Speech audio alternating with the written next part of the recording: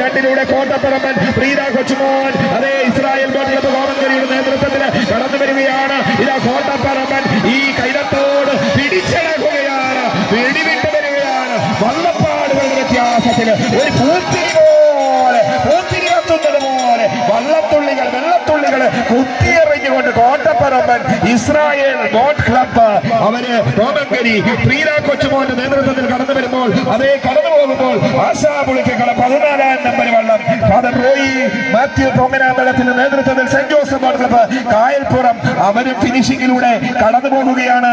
ഔദ്യോഗികമായി ഇനിയും ഒഫീഷ്യൽസിനെ ഞങ്ങൾ പരിചയപ്പെടുത്തുകയാണ്. അതിനുവേണ്ടി മൈക്ക് ബിനോയ് ജെ തോട്ടക്കാടിലേക്ക്.